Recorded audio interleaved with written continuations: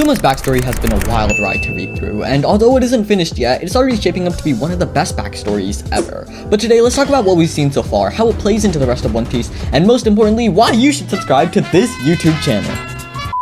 Kuma has been a mysterious figure for the most part of the story. We first get introduced to him as a warlord, but then we see him being associated with Monkey D. Dragon, the leader of the Revolutionary Army. Now that didn't make sense, but it's fine.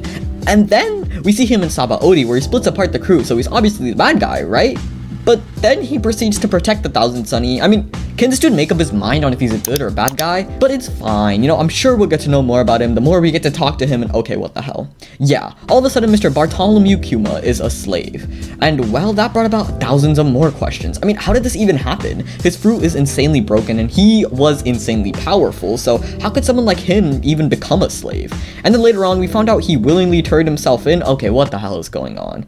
Oh, and apparently he was the king of some island and Jewelry Bonnie is his daughter, and wow, his backstory is insanely complicated. What that entire rant was trying to say is that Kuma is a weird figure. He seems to contradict everything we know about him every single time we see him, and at the end of the day, we're like 99% sure he's a good guy, which makes him being a slave even more heartbreaking because what happened there? And well, after all that, we're here.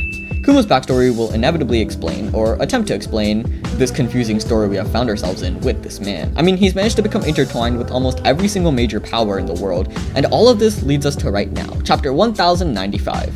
Chapter 1095 showed us the truth about Kuma's race, and his backstory managed to explain quite a bit, while also making him 10 times more important to the story. So let's dive into the beauty and tragedy that is Kuma's backstory. Yeah. After 2 minutes of recording, we're finally into Kuma's backstory. Inflation hits hard, man. Arguably the most important part of Kuma's backstory is the reveal of his true identity as a member of the Forgotten Buccaneer race. While we don't know too much about this race yet, we can assume that they allied themselves with the Ancient Kingdom and Joy Boy in the past, which is also why Spider-Man over here said that Kuma was meant to be a slave. Kuma being a buccaneer, however, puts a lot more emphasis on his character in terms of how important he's going to be in the future. Pretty much any character with ties to the Ancient Kingdom or Joy Boy is bound to be important, and Kuma being a race that allied themselves with Joy Boy has to be foreshadowing for the future when once again, a buccaneer will ally themselves with Joy Boy. Speaking of Joy Boy, however, it seems like an almost perfect situation for Kuma to come to Egghead, because everything is there for a perfect reunion. I feel like Kuma is inevitably bound to be allied with Luffy for a certain extent, and I think it'd make perfect sense for him to come where the Sun God and his daughter is right now. Kuma's backstory is also doing another thing though. It's putting in perspective once again how cruel the world government is. I mean, this sort of view on anything is messed up, but the fact that we can see this manhunt going on in God Valley right now, I mean, these guys make Treble seem like a normal member of society. That's insanely hard. The cruelty of the world government and Celestial Dragons has been time and time again shown, but this time it's hard to see how anyone could say that they are the good people in this situation. Speaking of the world government cruelty though, let's talk about what I think this backstory, like all Oda backstories, does best. Inflict trauma.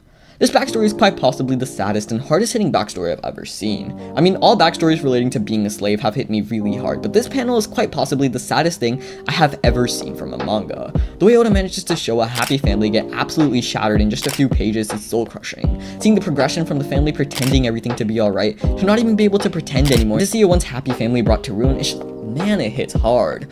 And then there's the entire thing with his dad trying to act tough for his son, but not being able to once his mom dies and just giving out, and man, Oda's a genius at this writing thing. You should make a manga or something. And the saddest part about Kuma's mom dying is when Kuma's dad was just like, it's better off this way. To know that your loved one is dead and to still be happy for them because being dead is better than being alive in the living hell you are right now, and god damn it, it just hits so goddamn hard.